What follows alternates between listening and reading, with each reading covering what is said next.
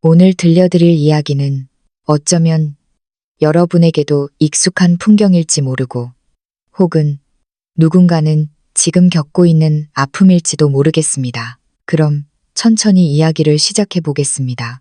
시어머니께서 우리 집에서 함께 사신 지 3년이 되던 해 갑자기 중풍으로 마비가 온 당신의 언니, 그러니까 저에게는 큰이모님을 데려오겠다고 선언하셨습니다. 제가 무어라 입을 떼기도 전에 시아버님께서 시어머니의 뺨을 올려붙이셨습니다. 나는 절대 안 돼 라며 소리치시면서요.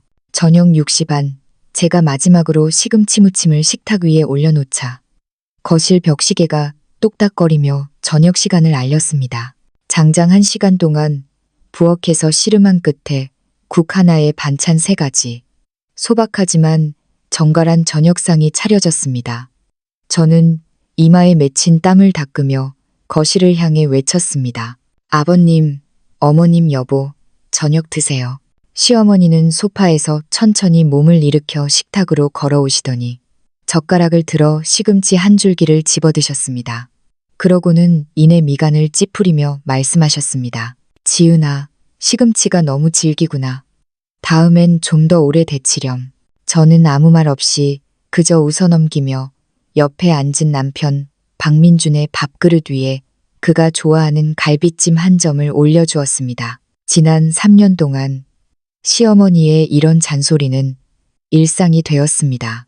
음식간이 맞니, 안 맞니 하는 것부터 시작해서 집안 청소 상태, 심지어 제 직장일까지 어머니는 늘 트집 잡을 거리를 찾아내곤 하셨습니다. 처음에는 저도 변명도 해보고 설명도 드려봤지만 소용없다는 걸 깨달은 뒤로는 제 마음의 평화를 위해 그저 한 귀로 듣고 한 귀로 흘려버리는 법을 터득했습니다.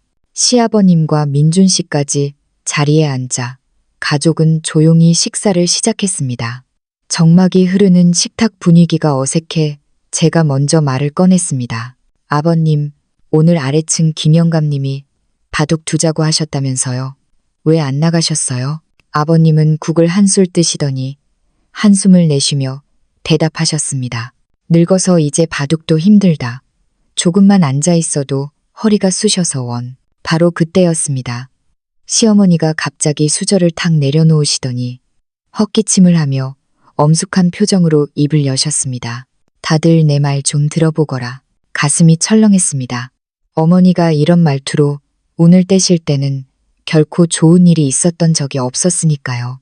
민준 씨도 젓가락질을 멈추고 어머니를 쳐다보았습니다. 어머니, 무슨 일이세요?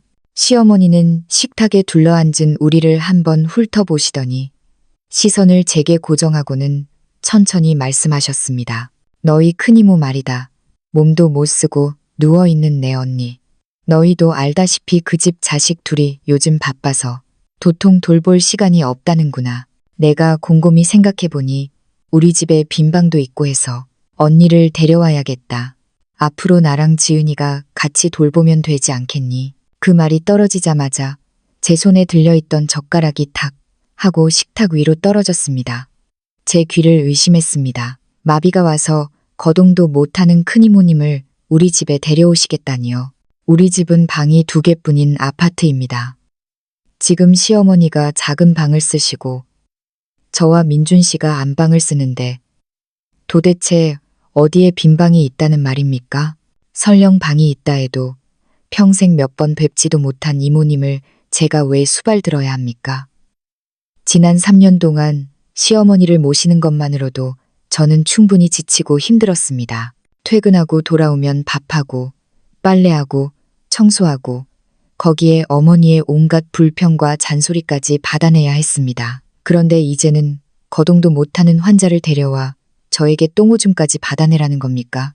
이건 저를 며느리가 아니라 무료 간병인, 아니 식모 취급하는 것이나 다름없었습니다. 저는 깊은 숨을 들이마시며 억눌러왔던 불만을 터뜨리려 입을 열었습니다. 하지만 제가 말하기도 전에 옆에 계시던 시아버님이 갑자기 자리를 박차고 일어나셨습니다. 아버님의 얼굴은 흑빛이 되어 일듯 어머니를 제가 하는 날카로운 파열음과 함께 아버님의 거친 손바닥이 시어머니의 뺨을 강타했습니다. 너무나 빠르고 매서운 손찌검이라 어머니는 정신을 못 차리고 몸이 휘청거 입가에는 금이 올라왔습니다. 어머니는 믿을 수 없다는 듯 아버님을 목소리가 파르르 떨렸습니다. 지금 날 쳤어요? 아버님은 가쁜 숨을 고함을 치셨습니다. 나는 절대 안 돼. 꿈도 꾸지 마. 그 여편네를 데려오다니 어림도 없어. 거실은 순식간에 찬물을 준 듯 고요해졌습니다. 바늘 떨어지는 소리도 들릴 의자에 앉아있던 저도 멍하니 그를 바라보았습니다. 평소 온화하신 성격에 어머니와 말다툼 한 제대로 안 하시는 아버님이셨습니다. 그런데 찌검이라니요. 아버님이 얼마나 분노하셨는지 습니다. 민준 씨도 황급히 일어나 아버님의 팔을 말로 하셔야지 때리시면 어떡해요. 충격에서 벗어난 시어머니는 그제야 서러움이 복받쳤는지 대성통곡 아이고 이 늙은 양반이 미쳤나 봐. 아픈 언니 좀 돌보겠다는 게 죄야? 손가락 하나 까딱 안 하던 사람이 오늘 남 때문에 나를 때려. 남 때문에 아버님은 차갑게 비웃으셨습니다. 그 여자가 어떻게 그냥 남이야? 옛날에 그 여자가 그래놓고 이제 와서 지은이한테 우리 집안의 그 짐을 떠넘겨? 살아있는 한 절대 그 꼴은 못 봐. 문턱도 못 넘게 할 거야. 어머니는 더욱 악을 쓰며 식탁을 내리쳤습니다. 난 몰라. 언니 지금 돌볼 사람 아무도 없는데 어떡해. 나도 이 집 식구야. 내 맘대로 내 언니도 못 분노로 몸을 떠시며 어머니를 향해 삿대질을 하셨습니다. 정 데려오고 싶으면 당신 못 들여. 장 드라마 같은 상황을 보며 만감이 교차했습니다. 놀랍기도 하고 한편으론 속이 시원하기도 했으며 말로 표현할 수 없는 안도감마저 들었습니다. 님이 이렇게까지 제 편에 서 주실 줄은 몰랐습니다. 평소 과묵하셔서 제 마음을 모르시는 줄 알았는데 지난 3년 제가 겪은 고충을 다 보고 계셨던 겁니다. 민준 씨는 난처해하며 아버님을 진정시키라고 말렸지만 부동이었고 어머니의 통곡 소리는 저는 조용히 바닥에 떨어진 젓가락을 주워 닦아 놓았습니다. 아버님이 저렇게까지 강경하게 나오시니 제가 굳이 나설 필요가 없어 그저 조용히 앉아 사태를 관망하기로 했습니다. 하지만 직감적으로 이 일이 이렇게 쉽게 끝나지 않으리라는 것을요. 시어머니는 고집이 세고 한 번 고야 많은 분입니다. 아버님의 뺨 한 대에 포기할 분이 아닙니다. 하지만 저 역시 물러설 생각은 추호도 없었습니다.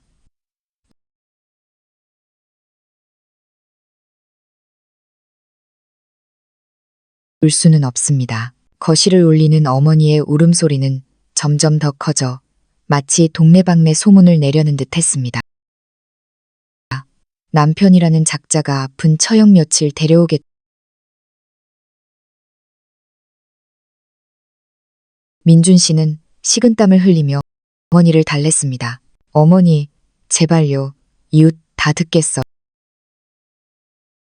손님 일은 천천히 상의해요. 네. 상의. 어머니는 민준 씨의 손을 거칠게 뿌리치며 언니, 돌볼 사람이 없다니까. 무조건 데려올 거야. 너희 다 말릴 생각 마. 바닥에 주저앉아 때를 쓰는 어머니 놀라움은 사라지고 혐오감만 남았습니다. 지난 3년 어머니는 뜻대로 안 되는 일이 있으면 늘 저런 식이었습니다. 때를 쓰거나 아픈 척하며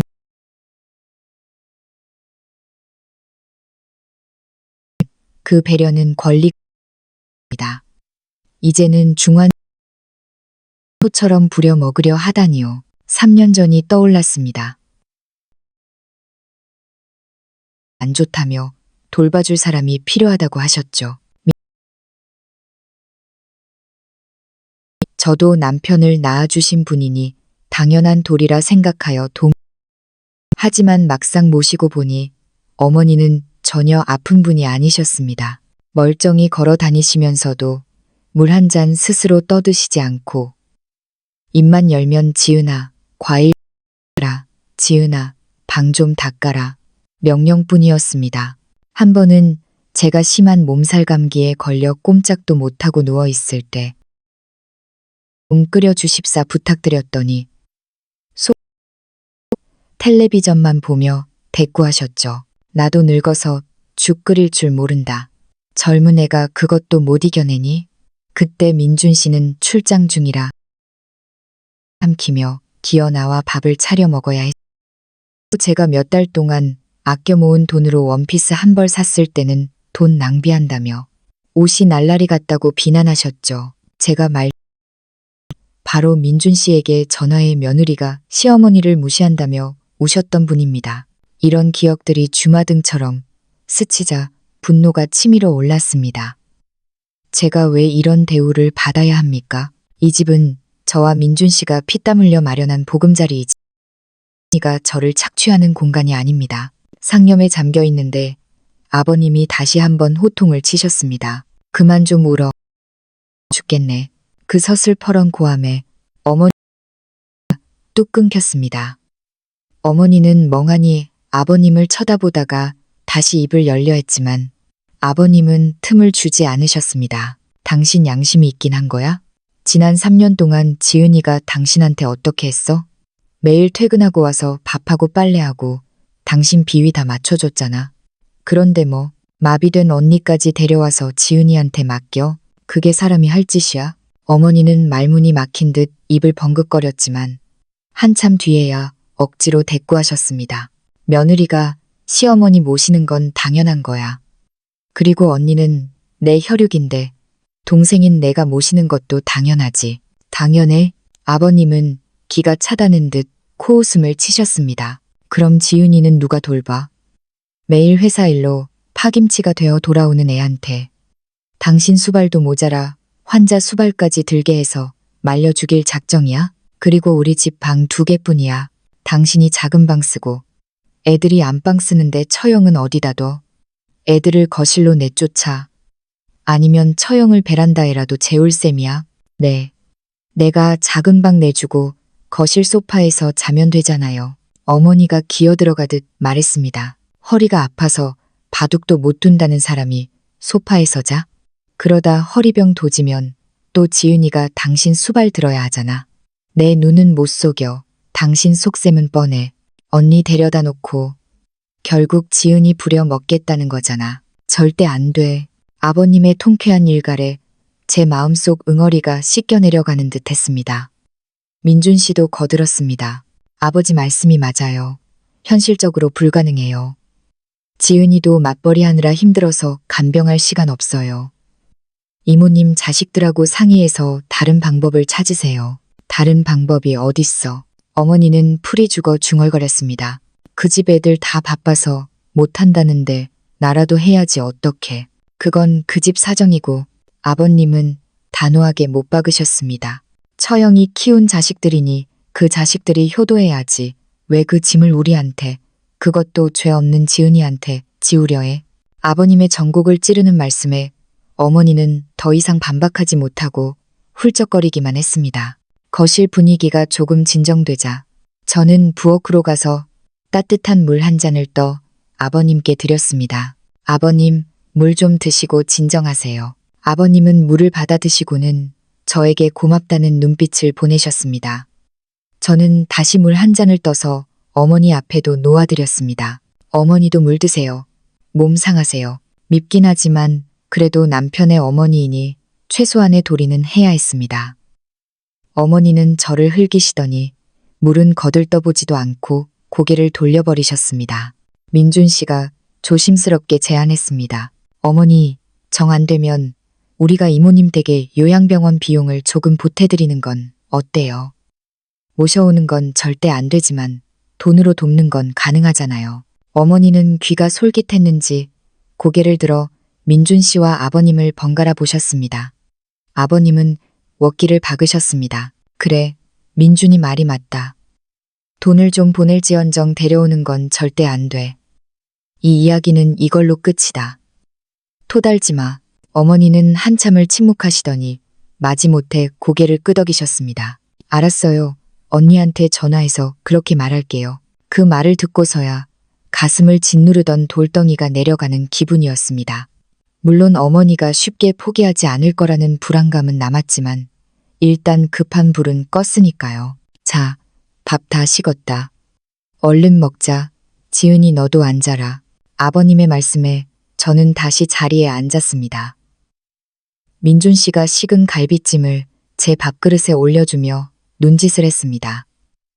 저는 미소를 지으며 밥을 먹기 시작했습니다. 다 식어버린 밥이었지만 지난 3년 중 가장 따뜻한 저녁 식사였습니다. 가족에게 보호받는다는 느낌. 그게 이렇게 든든한 것인 줄 미처 몰랐습니다. 설거지를 하고 있는데 민준 씨가 뒤에서 저를 안아주었습니다. 지은아, 미안해. 그리고 고마워. 내가 더 잘할게. 저는 뒤로 돌아 그를 마주보며 웃었습니다. 괜찮아. 당신이랑 아버님이 내 편 들어줘서 그걸로 충분해. 그날 밤 저는 침대에 누워 창밖을 보며 다짐했습니다. 앞으로 무슨 일이 있어도 더 이상 맹목적으로 참지 않겠다고. 착하기만 한 것은 미덕이 아니며 때로는 가시를 세워야 나를 지킬 수 있다는 것을 깨달았습니다. 다음 날 퇴근하고 집에 오니 분위기가 심상치 않았습니다. 평소라면 텔레비전을 보고 계시거나 저녁 준비하라고 잔소리하실 어머니가 보이지 않았습니다. 집안이 쥐 죽은 듯 조용했습니다. 어머니, 저 왔어요. 한참 뒤에야 안방 문이 열리고 시어머니가 나오셨는데 표정이 묘했습니다. 화가 난 것도 아니고 아픈 것도 아니고 뭔가 음침한 기운이 감돌았습니다. 왔니? 말투가 건조했습니다. 저는 의아해하며 부엌으로 향하려는데 어머니가 저를 불러 세웠습니다. 지은아, 잠깐 앉아봐라. 할 말이 있다. 불길한 예감이 스쳤지만 저는 소파에 앉았습니다. 어머니는 잠시 뜸을 들이시더니 입을 열었습니다. 어제 일말이다. 아직도 나를 원망하니. 예상 밖의 질문에 저는 잠시 당황했지만 차분하게 대답했습니다. 아니에요. 어머니, 이모님 걱정하시는 마음 이해해요. 다만 현실적으로 어려워서 그런 거니 너무 서운해 마세요. 현실적으로 어렵다. 어머니가 코웃음을 치셨습니다. 갑자기 표정이 돌변했습니다. 솔직히 말해라. 넌 그냥 귀찮은 거지. 내 언니 오면 네가 힘들어질까봐, 내 편한 꼴 못 볼까봐 싫은 거잖아. 역시나 본색을 드러내셨습니다. 저도 더 이상 웃어드리지 않고 정색하며 말했습니다. 어머니, 저도 사람이에요. 회사 일만으로도 벅찬데 집에 와서 어머니 살림까지 다 챙기잖아요. 여기서 환자 한 분이 더 늘어나면 제가 쓰러져요. 그리고 물리적으로 공간이 없다는 거 아시잖아요. 내가 날 돌보는 건 며느리로서 당연한 도리지. 어머니가 목소리를 높였습니다. 내가 우리 민준이 덕에 호강하며 사는데 그 정도도 못해? 내 언니가 지금 오갈 데가 없는데 내가 동생으로서 거두겠다는데 며느리인 내가 돕지는 못할 망정 방해를 해? 천벌받을 소리. 호강이요? 기가 막혀서 웃음이 나왔습니다. 어머니, 지난 3년 제가 어떻게 했는지 정말 모르세요? 아침밥 차려드리고 출근해서 파김치 되어 돌아와 또 저녁 차리고 청소하고 빨래하고 어머니 편찮으실 때 휴가 내고 병원 모시고 다닌 건요? 제가 호강을 해요? 어머니는 잠시 움찔하셨지만 곧바로 반격하셨습니다. 그건 여자가 당연히 해야 할 집안일이야. 우리 아들이 돈 벌어 오잖아. 어머니, 저도 돈 벌어요. 저는 끓어오르는 화를 꾹 누르며 또박또박 말했습니다. 그리고 이 집, 민준 씨랑 제가 반반씩 돈 모아서 샀고 대출금도 같이 갚고 있어요. 어머니 아들이 사준 집 아니에요. 제가 먹고 입는 거 다 제 월급으로 사요. 민준 씨, 돈 한 푼도 허투루 쓴 적 없어요. 이게 어디서 눈을 동그랗게 뜨고 말대꾸야. 어머니는 벌떡 일어나 삿대질을 하셨습니다. 내가 그때 결혼 반대했으면 너 민준이랑 살지도 못했어. 은혜를 모르고 어디 감히 시어머니한테 훈계질이야? 또 시작된 레퍼토리. 결혼 허락해 준 게 무슨 대단한 적선이라도 한 것처럼 말씀하시는 저 태도. 더 이상 참을 수 없었습니다. 저도 자리에서 일어났습니다.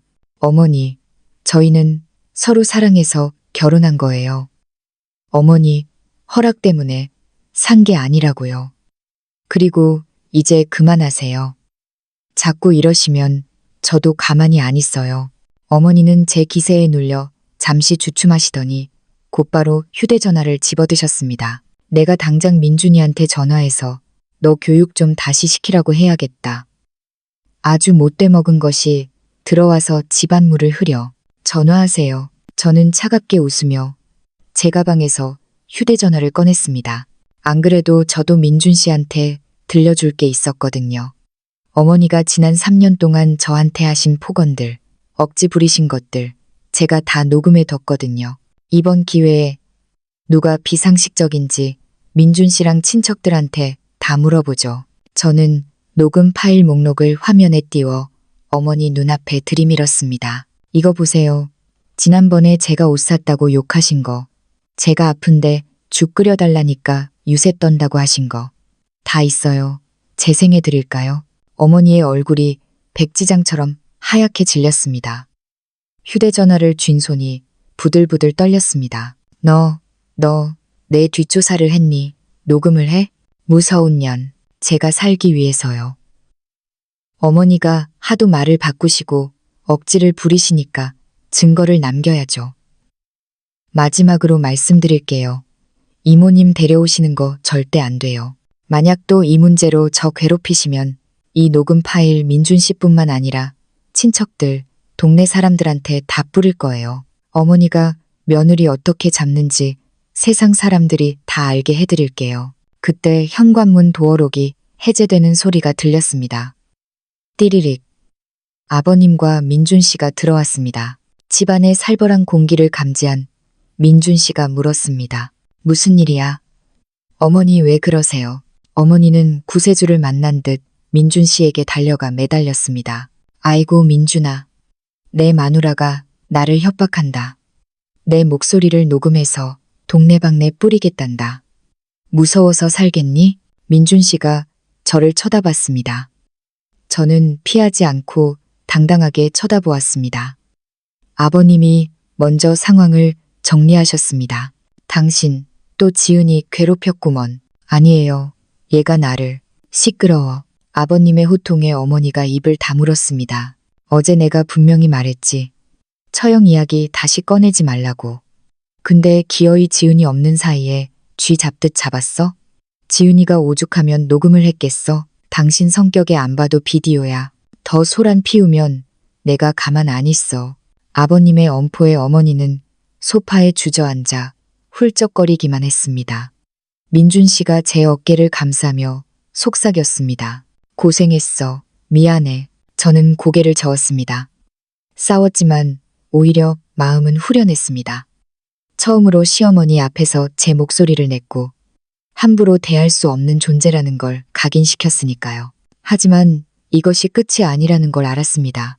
저녁을 먹고 설거지를 마친 뒤 방에서 쉬고 있는데 노크 소리가 들렸습니다. 아버님이 들어오셨습니다. 지은아, 잠깐 이야기 좀 할 수 있을까? 아버님은 의자에 앉아 침묵하시다가 무겁게 입을 여셨습니다. 내가 처형을 반대하는 건 단순히 네가 힘들까 봐서만은 아니다. 내가 알아야 할 것 같아서 말이다. 아버님의 눈빛이 과거를 회상하듯 아득해졌습니다. 내가 젊었을 때 사업 자금이 필요해서 처형한테 돈을 빌려달라고 한 적이 있어. 그때 처형이 돈은커녕 나를 모욕했단다. 평생 가난하게 살 팔자라며 네 시어머니 보고 이혼하라고 했지. 그리고 민준이 팔의 흉터 기억나지? 저는 고개를 끄덕였습니다. 어릴 때 넘어져서 다친 거라고 들었습니다. 그거 넘어진 거 아니다. 5살 때 처형네 집에 갔다가 꽃병을 깼는데 처형이 애팔을 비틀고 꼬집어서 그렇게 된 거야. 내 시어머니가 늦게 발견했으면 팔 병신 될 뻔했다. 충격적이었습니다. 세상에 5살짜리 조카에게 그런 짓을 하다니요. 민준이한테는 상처받을까봐 비밀로 했다. 그런 여자를 어떻게 내 집에 들이겠니? 난 절대 용납 못한다. 그러니 너도 마음 단단히 먹어라. 아버님의 말씀에 모든 의문이 풀렸습니다. 아버님과 민준 씨의 지지 덕분에 저는 더 강해질 수 있었습니다. 다음 날 퇴근길이었습니다. 아파트 입구에 낯선 남자가 커다란 여행 가방을 들고 서 있었습니다. 불길한 예감이 들었습니다. 가까이 가보니 큰이모님의 아들, 즉 민준 씨의 사촌형인 최경수였습니다. 재수 씨 오셨어요. 경수 씨가 뻔뻔하게 웃으며 아는 체를 했습니다. 여기 웬일이세요? 이 짐은 뭐고요? 어머니 짐이에요. 이모가 짐부터 갖다 놓으라고 해서요. 며칠 뒤에 어머니 모시고 올게요. 피가 거꾸로 솟는 것 같았습니다. 시어머니가 기어이 사고를 치셨군요. 몰래 연락해서 짐부터 들이밀다니. 누구 마음대로요. 저희는 동의한 적 없는데요. 당장 짐 가지고 돌아가세요. 아니, 다 된 밥에 재 뿌리시네. 이모가 오라고 했다니까요. 그리고 가족끼리 돕고 사는 거지. 방 하나 내주는 게 그렇게 아까워요? 가족이요? 제가 차갑게 쏘아붙였습니다. 경수 씨네 어머니가 옛날에 우리 아버님한테, 민준 씨한테 어떻게 했는지 모르세요. 이제 와서 아쉬우니까 가족 타령입니까? 절대 안 됩니다. 안 돌아가시면 경찰 부를 거예요. 이 여자가 진짜 독하네. 경수 씨가 인상을 썼지만 제가 휴대전화를 들고 112를 누르려는 시넷을 하자 멈칫했습니다. 저는 그대로 엘리베이터를 타고 집으로 올라갔습니다. 집에 들어가니 시어머니와 사촌 누나 최미영이 거실에 앉아 있었습니다. 저를 보자 둘 다 당황한 기색이 역력했습니다. 어떻게 들어오셨어요? 비밀번호는 누가 가르쳐줬고 내가 알려줬다. 왜? 시어머니가 적반하장으로 소리쳤습니다. 지은아, 언니 좀 도와줘라. 우리 엄마 갈 데가 없잖아. 미영 씨가 가증스러운 표정으로 말했습니다. 요양병원 보내세요. 아니면 간병인 쓰시든가요. 왜 남의 집에 떠넘겨요? 돈이 어딨니? 너희 집 잘 살잖아. 대화가 통하지 않는 사람들이었습니다. 그때 뒤따라 올라온 경수 씨가 짐을 현관 안으로 밀어 넣었습니다. 에이 몰라. 일단 짐 둡니다. 나중에 다시 올게요. 막무가내였습니다. 그때 퇴근한 민준 씨와 산책 다녀오신 아버님이 들어오셨습니다. 이게 다 뭐야? 당장 안 나가? 아버님의 호통에 사촌들은 움찔했습니다.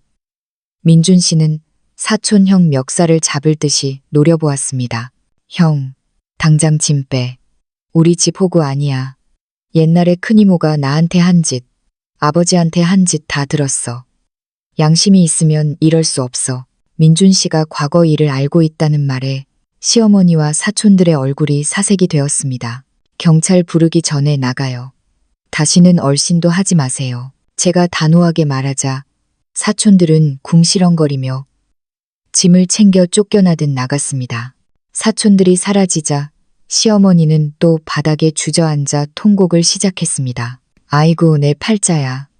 언니도 못 보고 이게 무슨 꼴이야. 아버님은 더 이상 참지 않으셨습니다. 당신 짐 싸. 네? 짐 싸서 나가라고. 처형이 그렇게 좋으면 나가서 살아. 더 이상 이 집에서 분란 일으키지 마. 이번이 마지막 경고야. 저와 민준 씨는 시어머니 방으로 들어가 옷가지와 물건들을 꺼내 거실에 쌓기 시작했습니다. 시어머니는 그제야 사태의 심각성을 깨닫고 우리를 말렸습니다. 알았다, 알았어. 다시는 안 그럴게. 언니 얘기 안 꺼낼게. 제발 이러지 마라. 우리는 시어머니의 다짐을 받고서야 짐 정리를 멈췄습니다. 시어머니는 풀이 죽어 방으로 들어가셨습니다. 며칠간 잠잠하다 싶더니 어느 날 아침 시어머니가 배를 움켜쥐고 뒹굴기 시작했습니다. 아이고 배야, 나 죽네. 스트레스 받아서 위경련이 왔나 봐.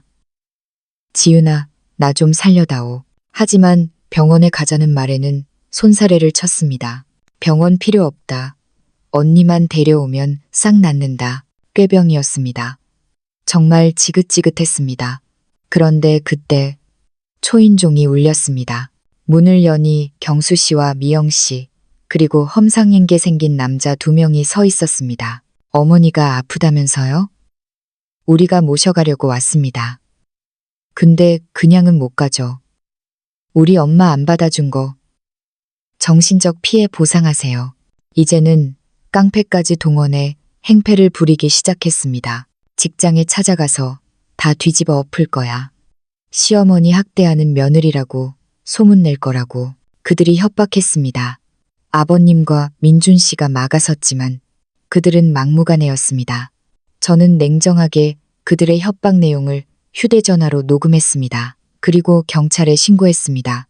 경찰이 출동하자 그들은 꽁무니를 뺐습니다. 하지만 다음 날 그들은 정말로 제 회사 로비로 찾아왔습니다. 김지은 나오라고 해. 시어머니 굶기고 학대하는 나쁜 년. 로비가 시끄러워지고 동료들이 웅성거렸습니다. 저는 피하지 않고 당당하게 내려갔습니다. 미리 준비한 USB를 챙겨서요. 여러분, 제 이야기 좀 들어보세요. 저는 로비에 있는 대형 모니터, 사내 방송용에 제 휴대전화를 연결했습니다. 그리고 그동안 녹음해 둔 파일들을 재생했습니다. 너희 집 돈 내가 해준 거다. 시어머니의 거짓말. 엄마 똥오줌 받아내기 귀찮아. 그냥 이모네 집에 던져놓자. 사촌들의 통화 녹음. 직장 가서 난동 부리면 지가 안 잘리고 배겨. 경수 씨의 협박. 적나라한 음성이 로비에 울려 퍼졌습니다. 사촌들의 얼굴은 흑빛이 되었고 구경하던 사람들은 그들에게 손가락질을 하며 수군거렸습니다. 세상에, 자기 엄마 버리려고 저러는 거야? 진짜 쓰레기네. 경비원들이 그들을 끌어냈습니다. 그들은 망신만 당하고 도망쳤습니다. 이 사건 이후 시어머니는 완전히 기가 꺾이셨습니다. 당신의 조카들이 당신을 이용하려 했다는 사실, 그리고 며느리가 결코 호락호락하지 않다는 사실을 뼈저리게 깨달으신 거죠. 큰이모님은 결국 요양병원으로 가셨다는 소식을 들었습니다. 시간이 흘러 집안에는 다시 평화가 찾아왔습니다. 시어머니는 예전의 도끼를 버리고 진짜 가족의 일원이 되려고 노력하셨습니다. 제가 퇴근하면 따뜻한 밥상을 차려주시고 고생했다는 말도 건네셨습니다. 어느 주말 저는 가족들에게 폭탄 선언을 했습니다. 저 회사를 그만두고 제가 좋아하는 음식 만드는 일을 해보고 싶어요. 반대할 줄 알았던 시어머니가 가장 먼저 말씀하셨습니다. 그래, 내 솜씨면 충분하다. 내가 재료 다듬는 건 도와주마. 그렇게 저는 회사를 그만두고 수제 반찬과 전통 간식 가게를 열었습니다. 아버님은 장구를 봐주시고 민준 씨는 배달을 돕고 어머니는 주방 보조를 해주십니다. 가게 문을 닫고 가족이 둘러앉아 늦은 저녁을 먹을 때면 생각합니다. 그 모진 풍파를 겪어내고 지켜낸 이 평범한 행복이 얼마나 소중한지를요. 갈등은 피하는 것이 아니라 맞서서 해결해야 진정한 평화가 온다는 것을 배웠습니다. 저희 가족, 이제야 비로소 진짜 식구가 되었습니다.